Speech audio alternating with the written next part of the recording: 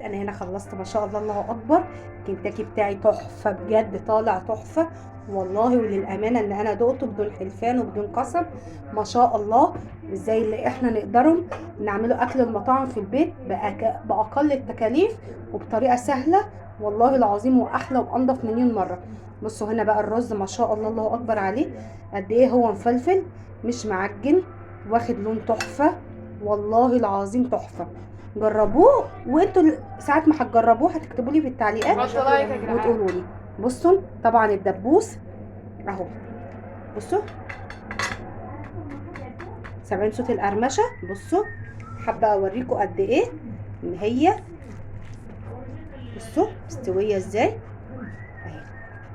بصوا الفراخ مستويه ازاي اهي، وجوسي الله اكبر عليها، واخده لون تحفه بجد. بصوا هوريكم الصدر، بصوا بصوا قد ايه هو مستوي، مفيش دم من جوه ازاي. بصوا الصدر طبعا اكتر حاجه بتبقى ناشفه، بصوا طري وتحفه بجد. لو عجبكم بقى وصفتي ما تنسونيش، بصوا صوت القرمشه اللي هما بياكلوه، ما تنسونيش بقى في اللايك والاشتراك وتفعلوا لي زر الجرس. ويلا بقى ادخلوا شوفوني عملت الطبق الجميل ده ازاي. طبق كنتاكي، خواجه كنتاكي جبناه في البيت باقل التكاليف وباسهل طريقه. ما تنسونيش بقى في اللايك والاشتراك، وتكتبوا لي تعليق حلو زيكم يا اجمل واغلى متابعين في الدنيا. ومع السلامه. السلام عليكم ورحمة الله وبركاته، ازيكم يا حبايبي؟ جمعة مباركة عليكم وعلى أولادكم يا رب. الأول تعالوا بقى إيه، نصلي على النبي كده، اللهم صل وسلم وبارك عليك يا حبيبي يا رسول الله. تعالوا بقى نعمله وصفة كلنا بنحبها وكلنا بناكلوها بره، اللي هي الكنتاكي. تعالوا نعملها بطريقة سهلة وبسيطة ومش مكلفة، وبإذنك يا رب هتعجبكم وتنول رضاكم لما تجربوها بمشيئة الرحمن. انا هنا كان عندي هنا في التلاجة ورك وصدر. طبعا الكنتاكي بتحب تبقى الفرخة مش كبيرة، بتحب تبقى ايه الفرخة تبقى وسط كده عشان تستوي من جوه.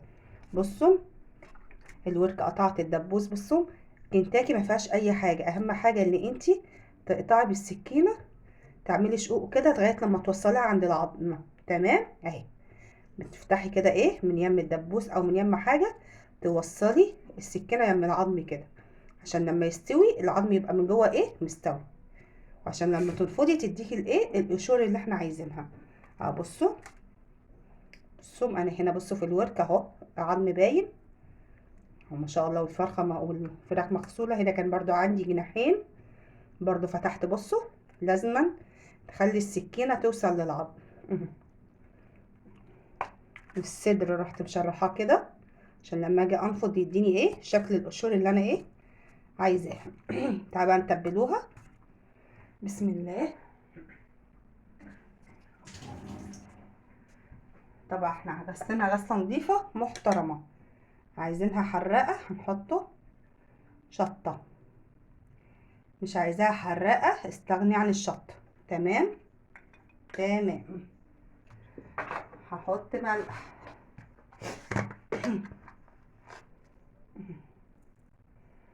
بره بيحطوا عليها ملح صيني اللي هو بيبقى موجود في الاندومي، عايزه تحطيه حطيه، عايزه تجيبي توابل الاندومي وتحطيها براحتك. هحط فلفل اسمر،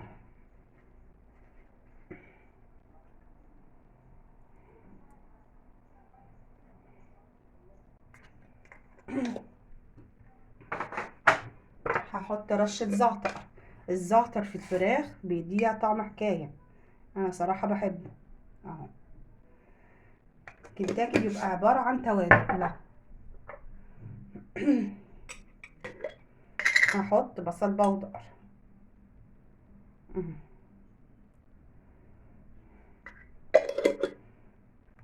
توم بودر،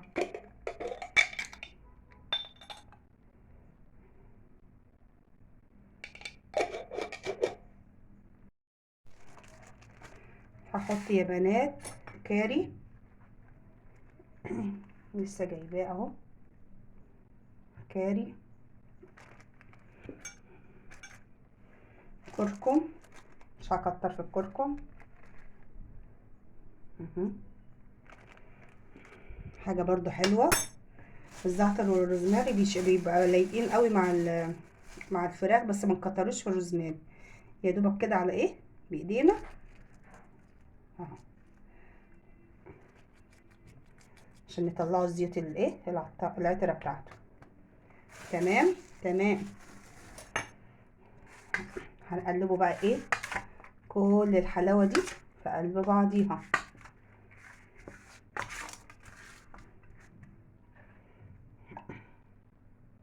هحط شويه ميه، عشان الميه دي هحطها، التتبيله دي هدخلها التلاجة تتبل على الاقل 3 ساعات.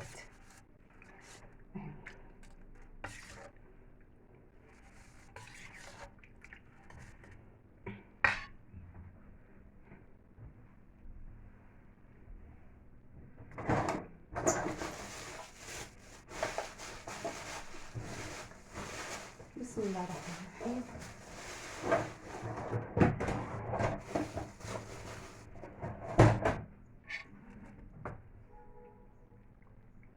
هفطسه كده ايه كل التتبيله فيها.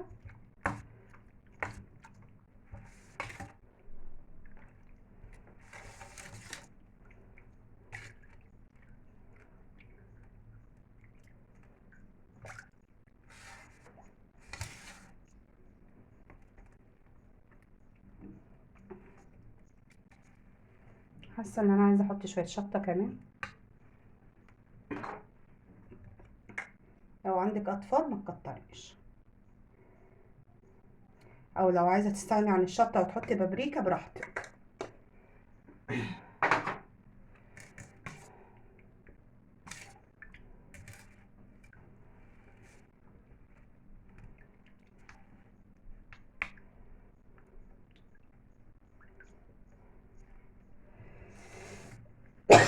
هنا بقى هغطي الايه الشطه مولعه نار، هغطي الفراخ بتاعتي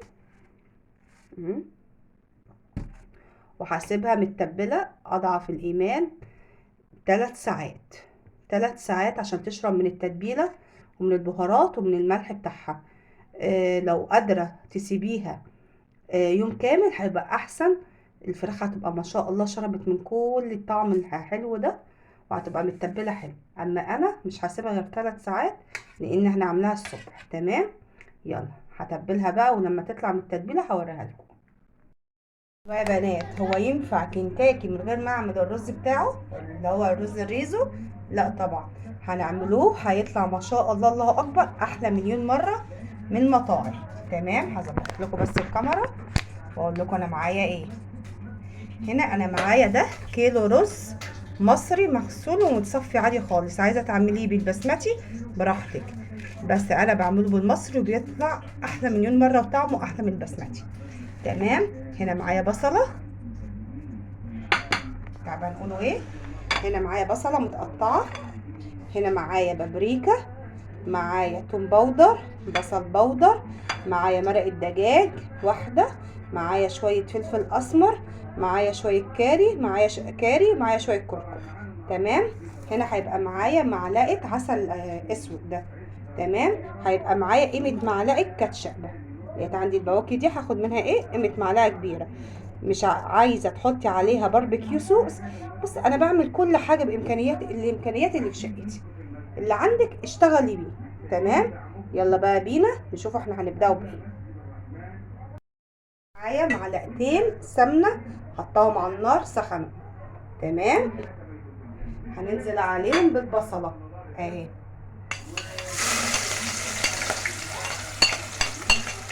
البصله انا مش عايزاها تاخد يومي، يا دوبك بصوا انا بلف فيها كده.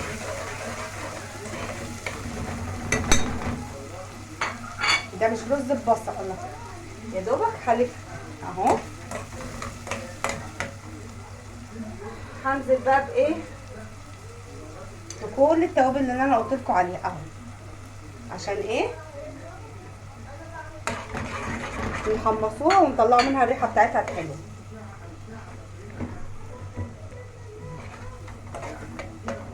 ريحه جميله. بسم الله. شوحي بقى فيها لغايه لما تشمي ريحه البهارات.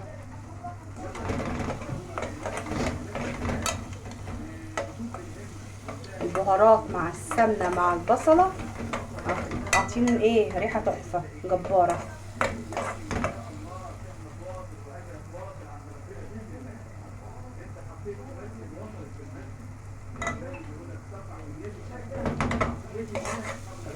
ما تنسونيش في اللايك يا حبايبي والاشتراك.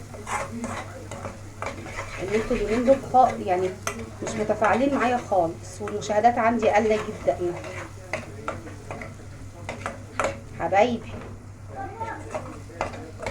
انا عارفه ان انتوا بتحبوني على قد ما انا بحبكم.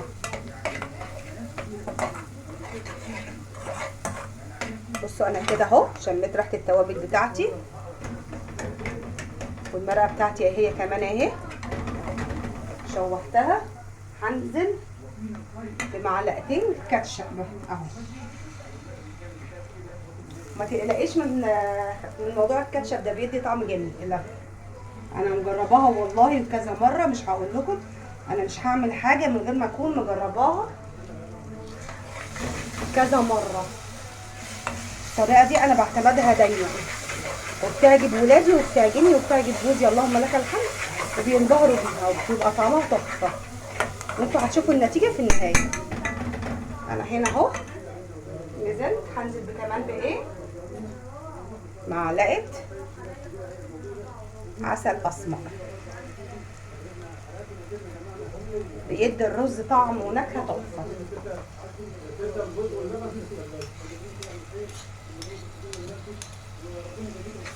وبيبقى بديل عن الباربيكيو ايه صوص. يبقى الكاتشب مع معلقه العسل الاسمر بيبقى بديل عن الصوصات اللي هي ايه بتاعت الرز الريزو اللي هي بتاعت المطاعم.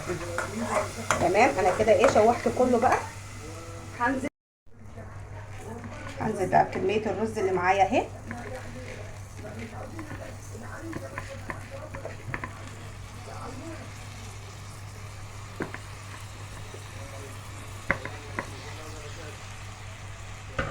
اشوح فيها.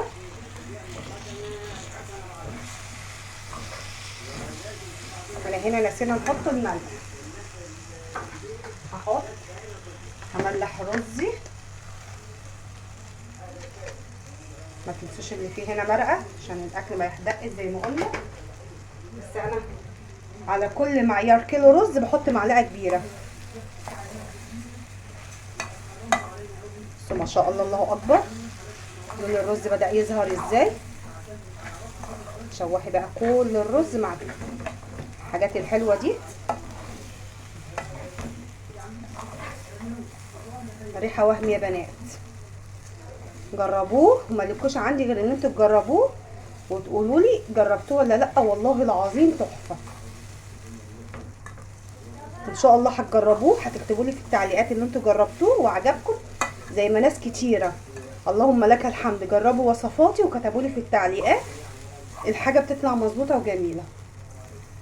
بحبكم في الله يا حبايبي. هنا هعمل ايه بقى؟ بس لونه تحفه.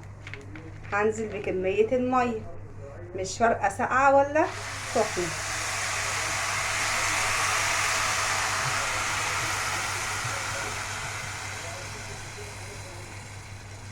يا دوبك يغطي الرز. هعمل ايه بقى؟ هيغلي، وبعد ما يتشرب الميه بتاعته هوطي عليه ونشوفه بقى بعد ما يستوي. نص كيلو دقيق، مش هحط عليه اي اضافات لان هي كده الفراخ ما شاء الله متبله والرز متبل وكل واحد تتبيلاته حلو. ده نص كيلو دقيق. وهنا معايا الفراخ اللي كنا متبلينها مع بعض اهو. تمام. هعمل ايه؟ بصوا كنت مغطياها ومحطاها في التلاجة قعدت حبه حلوين. هنا التتبيله بتاعتي ساقعه والميه بتاعتي ساقعه. طب لو الميه بتاعتي اللي انا حطاها دي في الفراخ ما كانتش ساقعه كنت هزودها تلج. هنا لازما الشروط ان هي تبقى ميه متلجه. تمام. تمام. هعمل ايه بقى؟ هاخد ده بصوا، هاخد من الفراخ كده بصوا اهي اهي، واعمل كده هقلب اهي، وانفق ده اقلب، وانفق ده اقلب على كده اهي، على كده ولا 10 مرات. عشان ايه؟ يكون لي القشور اللي احنا بنشوفوها في كنتاكي. اوعي تضغطي عليها، ده مش بانيه اهو. بصوا وانفض ده، اقلب وانفض اهي. واجي منزلها تاني فين؟ في التتبيله اهي، عشان الكفر بتاعي كده يبقى ايه، زي بتاع بره واحلى وانضف اهو. بصوا بالايد النضيفه اهو، واقلب وانفض ده، اقلب وانفض. هستمر على كده بقى يعني 10 مرات اهي.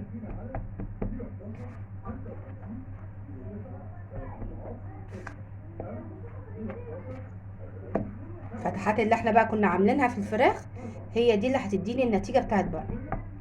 بصوا بصوا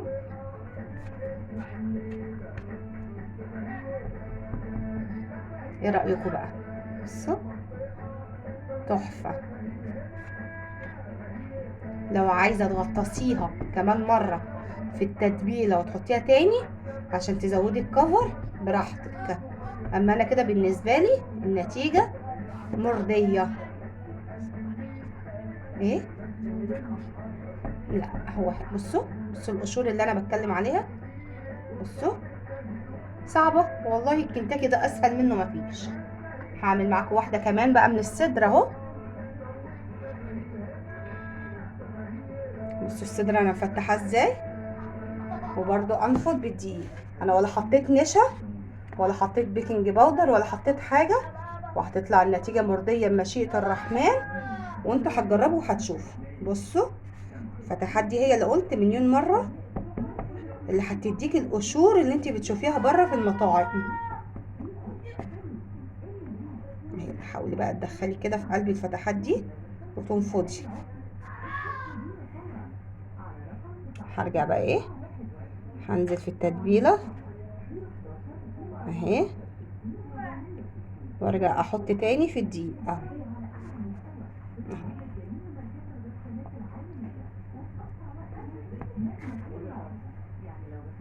بصوا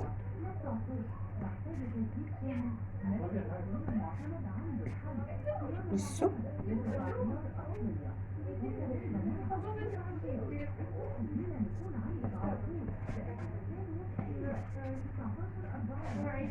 ريحه التتبيله جميله، وريحه الرز قلبة الدنيا اهي. بصوا اهي، ما تقلقوش تقولوا الفراخ نيه مش هتستوي، هتشوفوها في النهايه مستويه وطريه وتحفه. بصوا القشور اللي انا بتكلم عليها هي دي اللي انا بتكلم عليها. تمام. هنا بقى